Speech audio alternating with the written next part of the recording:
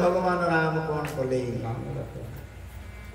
जो 10,800 वर्षर चरित्र दांडी रामायण रचना है बोलो सच्चिदानंद भगवान की आपण कहे से तो रामायण ये तो रामायण ये कहीं एक नंबर हला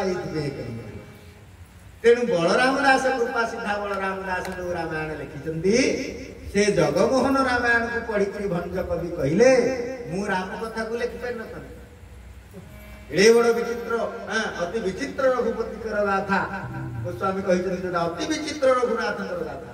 आपको गान करने सकल सचराचर विश्व ब्रह्मांड समर्थ पुरुष अच्छी किंतु मु आशा बांधी साहस बांधी रामायण टाक वैदेश विलास लिखापी कौन भी ना कृपा सिधाए गीत प्रकाशे छाड़ी चिंता छाड़ी चिंता छाड़ी चिंता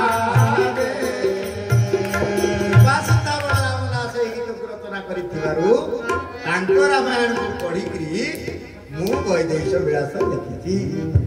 वैदेश विलास जब एत श्रेष्ठ होता बुझापी आ गए अभिधान दरकार भंजकर स्वतंत्र गोटे अभिधान अच्छे कहीं गोटे गोटे गीतर परा 3 प्रकार अर्थ आपण मैंने समस्त जानते एत दिन है रामायण शुणिले अधिक कौन कह बाबू नाक सिरी दान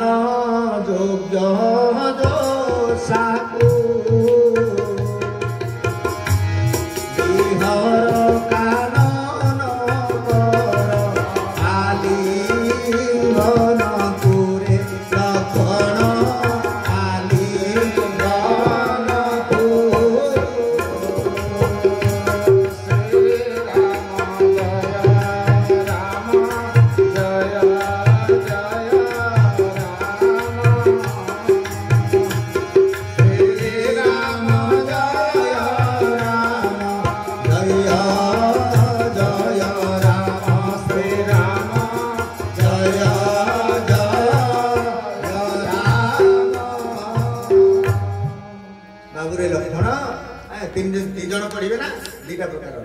राम लिखिले चिठी शूर्पणखा हाथ को बढ़ेले शूर्पणखा बाटरे पढ़ी पढ़ी जाइले राम लक्ष्मण को देखे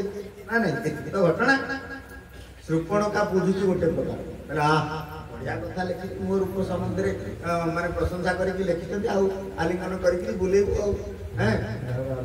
किंतु लक्ष्मण को पाखरे पहुंचला बेल को ताहा अर्थटा अलग प्रकार है शूर्पणखा भाबितला मु तांको बाहाबी किंतु नाक कान जोड़ा जाक कटा है मंज कवि आ जन्म हेबे तेणु 3 प्रकार अर्थ गोटे गोटे गीतर 3 प्रकार अर्थ तेणु स्वतंत्र अभिधान दरकार से भंज कवि कहते कृपा सिद्धा बलराम दास रामायण जो लिखिं रामायण को पढ़ी मोर रामायण टे ज्ञान है कृपा सिद्धा बड़ ना भंजे बड़ भंज निजक स्वीकार कर रवि तले कवि पड़े नगणे मुझे कवि अच्छा मु कवि बोली स्वीकार करें कहीं ना जयदेव दीन कृष्ण पादे मोर शरण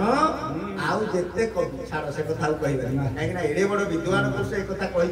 कहीं मो मन कहूनी एड़े बड़ कथा कहवाई तथापि कहले एति तो कही रवि तले कवि पड़े नगणे मु कहा किंतु बलराम दास को एवं दीनकृष्ण दास को एवं कवि पंडित जयदेव गोसाई की स्वीकार करते आमे गीत लिखुचे आपण माने सुनते किंतु कवि गीत लिखिले जगन्नाथ शुणिले सच्चिदानंद भगवान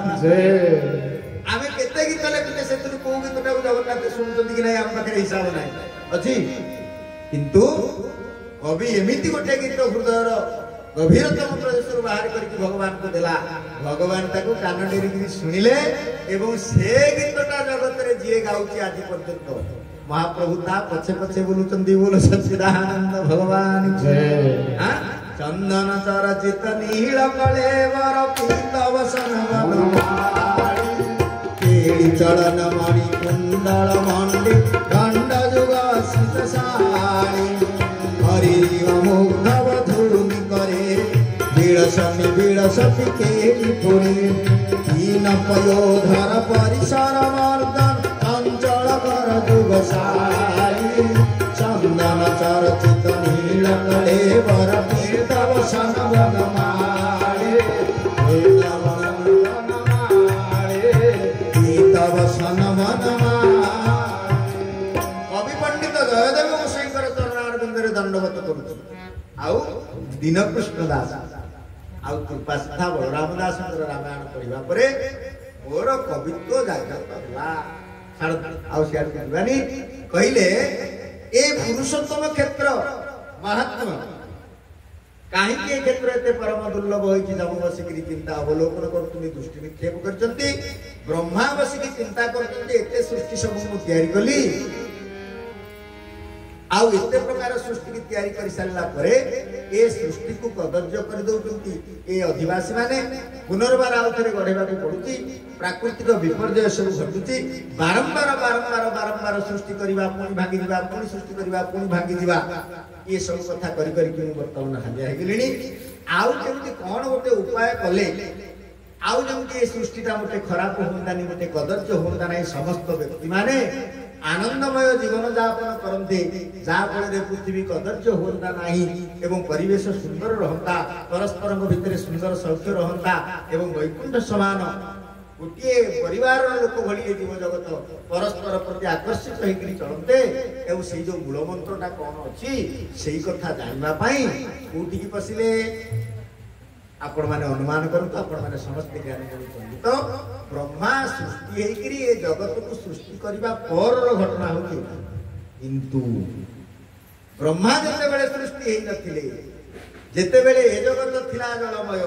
नथिले, ग्रहगण नथिले, प्राणीचय सेते बेले किछि नथिला, केवल जल थिला। जल उपरे नारायण अनंत सज्जारे शयन करथिले। अर्थात ब्रह्म जिज्ञासु अर्थात एई थारु ए पृथ्वी संबंध में, जगन्नाथ संबंध में, ब्रह्म संबंध में जानिबा पाई आचार्य माने प्रयास अर्थात ब्रह्म जिज्ञासा कथा ठीक भाव अर्थात ब्रह्म जिज्ञासा अर्थात चारिआडे जल थिला, अनंत सज्जा उपरे भगवान शयन करथिले। अनंत गर्भोदक साई विष्णु एइठु ब्रह्म संबंध में जानिबा पाई, जगत संबंध में जानिबा पाई प्रयास आरंभ होईछि। या पूर्व कौन थिला कहले पुराण सेठी नीरव, सेठी पई साधु माने गोटे शब्द व्यवहार कले अर्थात ब्रह्म जिज्ञासा। एइठारु ब्रह्म संबंध में जानिबा को हमें प्रयास कले। एइठारु माने जोटा को संस्कृत रे अर्थात बोली कहा जाए, आम ओडिया रे एथु अंते बोली कहंद। जेते पुराण आपण देखिबे सब एथु अंते, हां हां एथु अंते आरंभ होला। एथु अंते माने कोन या पूर्व थिला जे एठु आपण आरंभ करथि ना, या पूर्व कोन थिला हम कहि परिबे। एठु कोन थिला सुनो, हां एथु अंते जहा हेला सुनो हे नृपति, एथु अंते जहा हेला सुनो हे नृपति,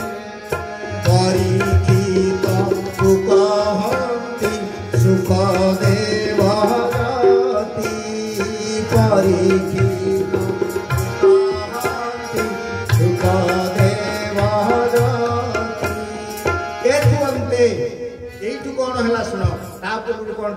मोटे चेष्टा करनी कहीं मु तो जानी मु तुम कौन कर मु जो जानी से कहूँ शुण एथु अंते। तो ब्रह्मा चिंतन करुँच एथु अंते मुझे बेले सृष्टि है नथिली, मुझे सृष्टि है नथिली ता पूर्व ए जगत केउठी थिला एवं मते जे सृष्टि करिसंती परम ब्रह्म जहाँ नाभि कमलरु मु सृष्टि हेछि सीए या पूर्व केमति थिले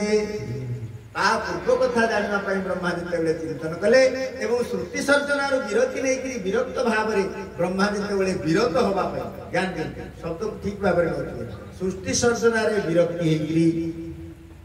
अर्थात ताकर अनुराग रहिलानी विरक्ति हेकरी विरति नबा पई अवसर नबा पई रिटायरमेंट नबा पई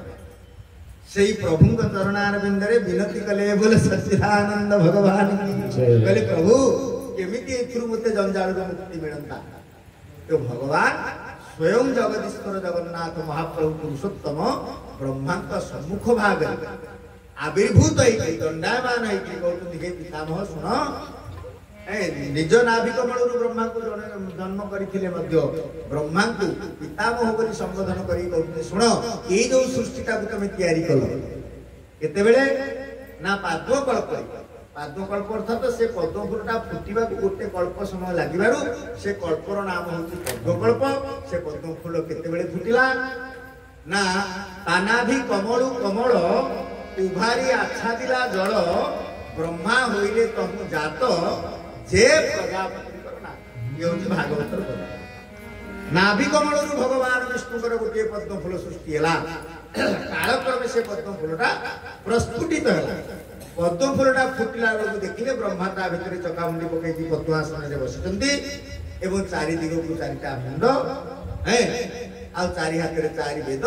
एटा होती ब्रह्मांतर सृष्टि हे गेले। तापर से भगवान के निर्देश रे सृष्टि चक्र सब करचंती।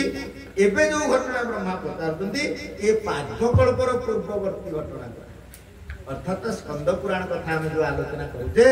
ये सत्य युगर नुह कलि युगर तो पूर्व निश्चित भाव में द्वापर युगर नुह त्रेता युगर नुह सत्य युगर नुह पाद्मकल्पर पूर्ववर्ती युग कथा। अनाभिकम कमल उभारिया छादिला जल ब्रह्मा होइले तमु जात जे प्रजापति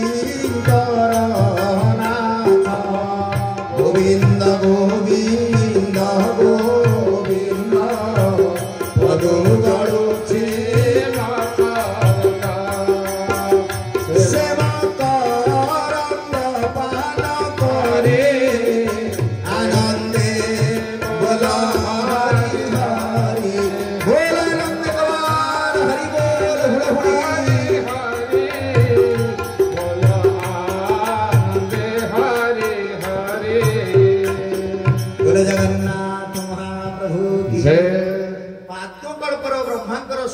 पूर्ववर्ती घटना भगवान कहते हे ब्रह्मा ये जगतटा को जो सृष्टि करिच ये सृष्टि चक्र भितरे केतेटा दीप तैयारी करिच ना सप्तदीपा सारे पृथ्वी रे सातटा महादेश अछि। आपण माने जानते आधुनिक ना एशिया महादेश से कोन सेटा एशिया अफ्रिका सब जो सब अच्छी सातटा महादेश ताकू किंतु हम भागवत कहते बहु वर्ष पूर्व वैज्ञानिक माने ये पृथ्वीर संधान पाइबा पूर्व आम अर्थशास्त्र मान आमर वैज्ञानिक माने ऋषि माने आम जहाँ ऋषि कहते से वैज्ञानिक कहते सी तत्कालीन समय सर्वश्रेष्ठ वैज्ञानिक थे बोली जापारे। तेणु सातटा दीप जम्बूदीप शामल दीप क्रौंच दीप एमती सातटा दीप तैयारी करना ता भीतर गोटे जम्बूदीप ना ता भितर गोटे वर्ष अच्छे अजनाभ वर्ष भारत वर्ष बोली कही ना आम भारत वर्ष बोली कही भूल कहीं से बेलू भारत वर्षर नाम भारत वर्ष नथिला कौन थिला ना अजनाभ वर्ष कोठू भारत बोली ही ना सत्य युगर राजा जी होती भरत महाराज जड़ भरत कथा जो आम भागवत पठन करुचे से रामायण भागवतर परिसरभुक्त सी होती मनुंकर पुत्र होती उत्तानपाद एवं प्रियव्रत उत्तानपादकर पुत्र होती ध्रुव एवं उत्तम आउ प्रियव्रतर पुत्र होती अग्निध्र अग्निबाह बुझे तो मनु होती जेजे बापा तांकर दीटा पुओ हेले उत्तानपाद एवं प्रियव्रत उत्तानपादकर ध्रुव कथा चतुर्थ स्कंदरे पंचम स्कंदरे जो प्रियव्रतर दिव्य चरित प्रियव्रतर पुत्र होती अग्निध्र अग्निबाहु अग्निबाहुकर पुओ होती नाभि नाभिकर पुत्र होती ऋषभ ऋषभदेवकर पुत्र होती भरत जड़ भरत 100 भितर ऋषभ 7 पुत्र हेले भरत श्रेष्ठ बोलाइले तांको नाम अनुसार ये जम्बूदीप बा जो भारत वर्षर नाम बा आर्यावर्त खंडर नाम अजनाभ खंडर नाम भारत वर्ष हला जाति दात कंठरे व्यास कवि कहउछन्ती ए देश जनाभ थिला भरतु भारत होइला गोविंद राधे राधे आनंद कुमार हरि हरि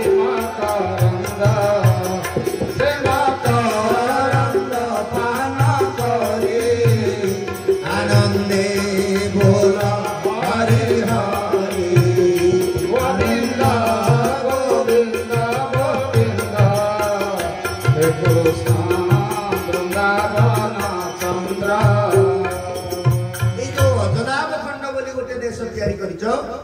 से अजनाभ खंड गोटे प्रदेश अच्छी जो प्रदेश नाम हूँ उत्कल बा कलिंग परवर्ती पर्यायर उत्कल कलिंग ओडिशा बर्तमान आम पहुंचे ना नहीं तेणु से तत्कालीन समय ये राज्यर नाम थिला उत्कल प्रदेश। यही देश रे दक्षिण सिंधु तीर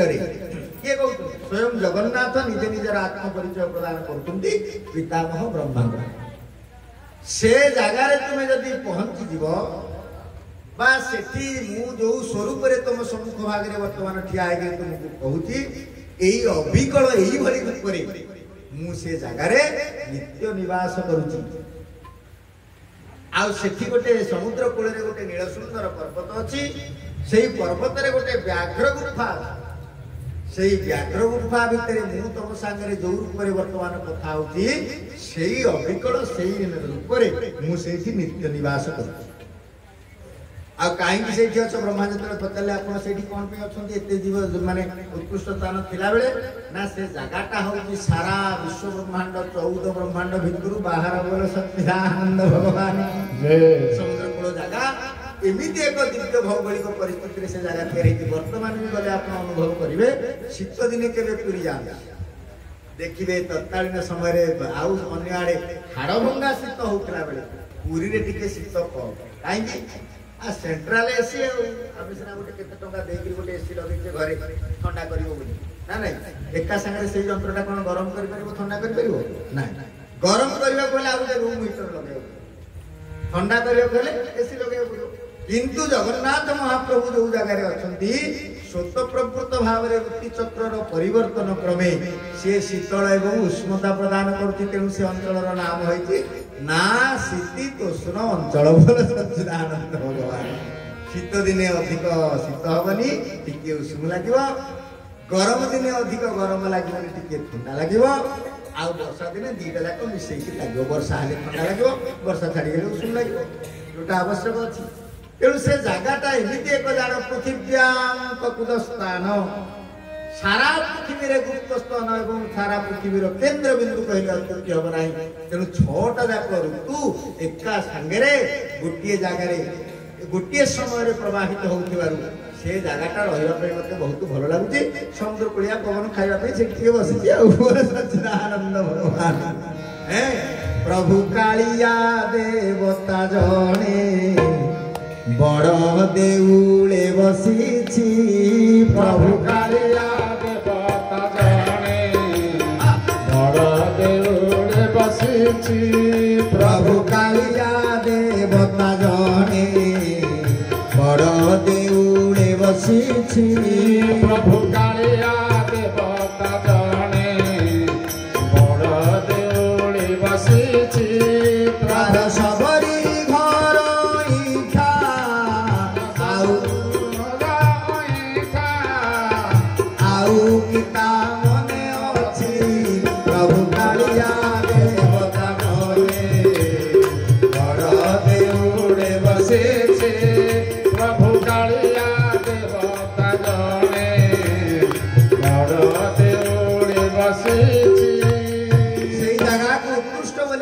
सर्वश्रेष्ठ स्थान बोली मन करी जगदीश्वर जगन्नाथ महाप्रभु से निज स्वरूप से विराजमान कर तुमको कहीं से जगार ठिकाना दौची तुम्हें से जगह को जदि पड़ेब थरे से चर्म नेत्र से चका नेत्र को दर्शन करदेव से अपूर्व रूप विग्रह को जदि तुम्हें दर्शन करदेव ताहले जन्म मृत्यु जंजाल तुम्हें मुक्ति होकर अमृत पथर यात्री हो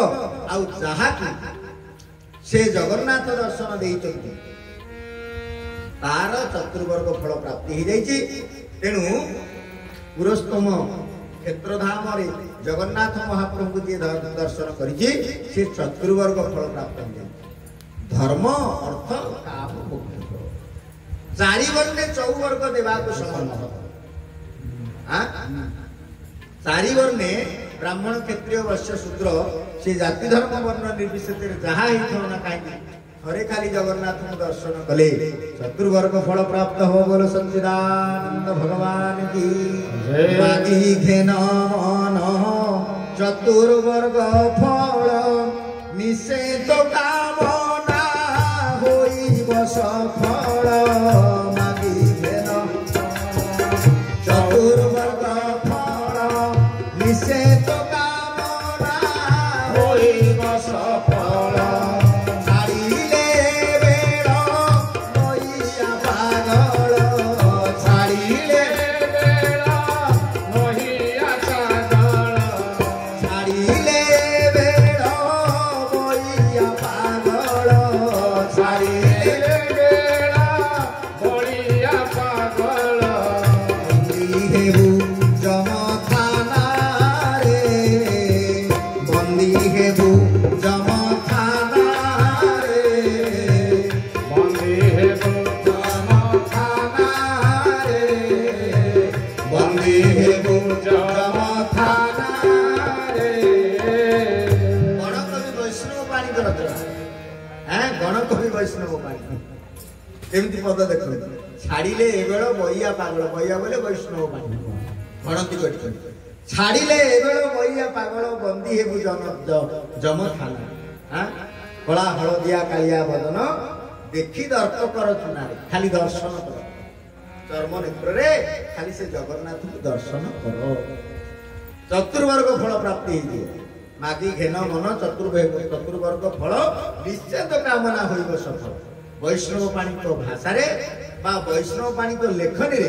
स्वयं जगन्नाथ महाप्रभु ब्रह्मा को कहते बोलो सच्चिदानंद भगवान जय आपण जाइकि से क्षेत्र रे विराजमान करंतु बा दर्शन करंतु जदि थरे अवलोकन करिवो से जगन्नाथ कर दिव्य मणिमय क्षेत्र ताले सबजाक ज्ञान तुमर हेजिवो आउ ये जन्म मृत्यु जरा चक्र सृष्टि भंगा गढ़ा आउ तुम जंजाल मुक्त होइग्री निजंजाली हेकि बसिवो आउ चतुर्वर्ग धर्म अर्थ काम चतुर्वर्ग फल प्राप्त हेइबो ए कथा जेतबे स्वयं जगन्नाथ ठार सुनिले तो पितामह ब्रह्मा जाइकि मर्त्य अवलोकन करके निजे तैयारी करथिबा जिनिस विषय निजे न जानी से क्षेत्र रे जाइकि जेतबे पहुंचिले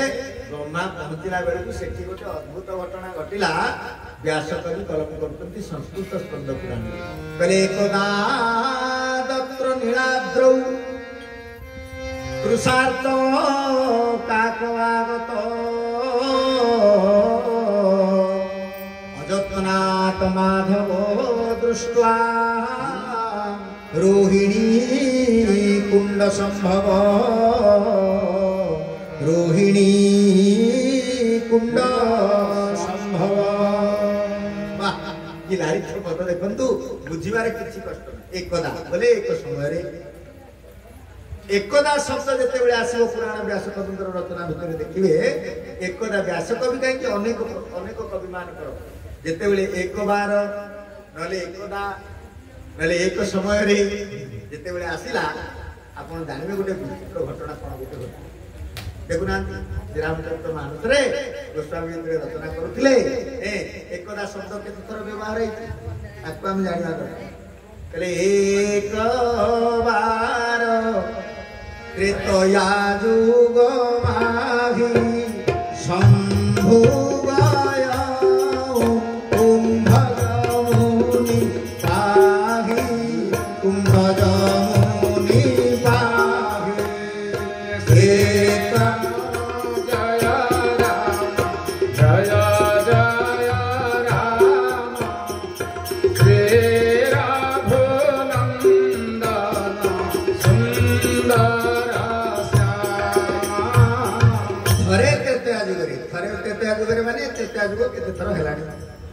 त्रेता जुग मानक गोटे त्रेता जुगे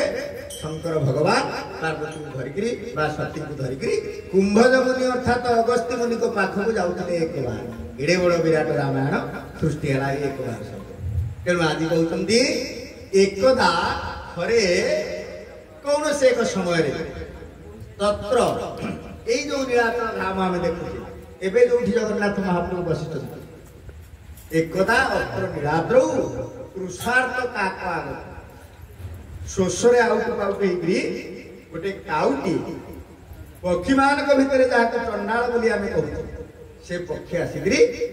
नीलाचल धामर नीलसुंदर पर्वत उपर गोटे कल्पवट आप बर्तमान भी देखुं से कल्पवट को से कल्पवट डाल रे बसिला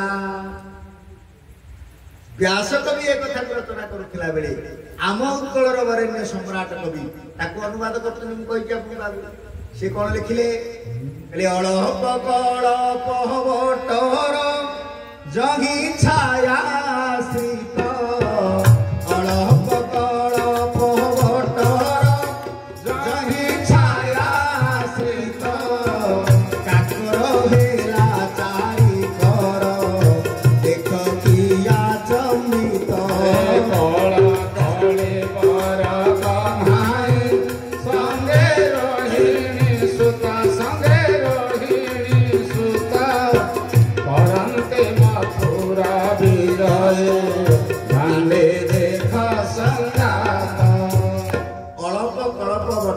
किया चमित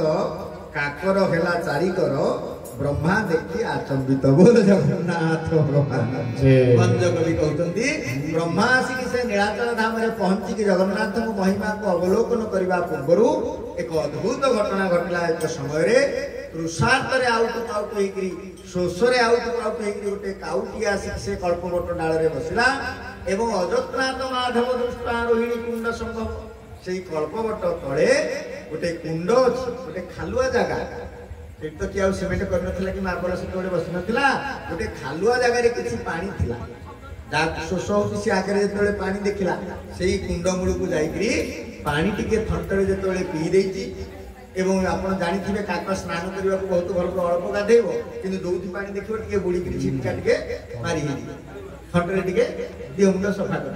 से पानी भितर पशिक शोष तो होता पानी पीला गाधुआ पाधुआ होगा से गाधे सारिकी देखला से कल्पवट मूल एवं नीलमाधव जो दिव्य मूर्ति तार प्रतिछविटा मूर्ति को दर्शन कर से बुद्धि ना मूर्ति की जाकि दर्शन कर प्रणाम कर रोहिणी कुंड भितर नीलमाधव मूर्ति जो छाईटा पड़ा से पानी भितर पशिया पूर्व अजत्नाथ माधव दृष्टा अर्थात जत्न सहकारी नुह असावधानता वशत पानी पीऊ पीऊ पानी भितर पशु पशु प्रतिछविटा को दर्शन करदेला दर्शन करने फल कौन है ना शंख चक्र गदा पद्म धारण कर दिव्य सुवर्णमय जान में बसिक विष्णुदूत मान परिचारिका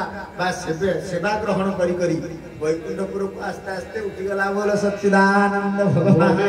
पादुका कुंडर सिंहमाड़ी बसिया रोहिणी पादुका कुंडर सिंहमाड़ी बसिया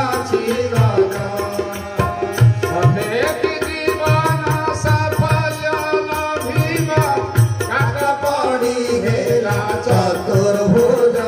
आहे नीलगिरी आहे नीलगिरी कुंभ श्री भुजे गिरी आहे नीलगिरी आहे नीलगिरी। बोल जगन्नाथ महाप्रभु की जय। ठीक समय रब्या नाम गीतटा देले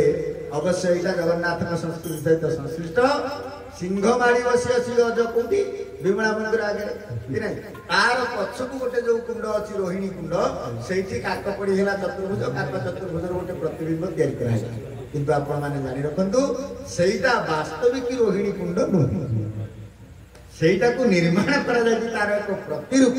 किंतु वास्तविक रोहिणी कुंड अच्छी कौटी जोटा आलोचना करते बर्तमान से कल्पवटर मूले ताको घोड़े दिया जाए समस्त काले से आत्म विसर्जन करके वैकुंठ हाँ तेणु ताको पत्थर कभर करके तार जो रंध्र जोटा को ब्रह्मरंध्र बोली कहुई कारण उदक जो निर्गत होती पिठी देकर बाल मुकुंद शोचंती बोल जगन्नाथ भगवान श्रीक्षेत्र अनेक आश्चर्य भितर एक आश्चर्य आप गले निश्चित कौ दिन परीक्षा करके देखिए से गोटे ओलट वरपत्र पड़ी से ओलट बटपत्र उपर बालकृष्ण गोटे रूप ऊर्ध को मुह कर ऊपर को मुह करके बस पिठीटा को देइचंती से कारण रंध्र को शोचंती आउ बाम पादर वृद्धा आंगुलीटा को चुचुमुचंती पाटी भितर भर्ती करके दी हाथ में धरिकी पाटी भितर बुढ़ा आंगुलीटा को चुचुमुचंती एवं ऊर्ध को मुह करके शोचंती बोल सच्चिदानंद भगवान की करार बिंदे न पदार बिंद मुखार बिंदे विनिवेशयन्तम् वटस्य भद्रे शयानम् बालमुकुन्द मनसा स्मरामि बालमुकुन्द मनसा स्मरामि बालमुकुन्द वचसा कृष्ण भगवान से गल्पवटमूले रोहिणी कुंड अच्छी जो रोहिणी कुंड में काक पड़ी चतुर्भुज है एवं विष्णु पार्षद माने आसिक वैकुंठपुर को लेकर गले ये कथाटा को ब्रह्मा देखुं आउ कि भावी ना ब्रह्मांकर किछि माने स्टेटमेंट दबा पूर्व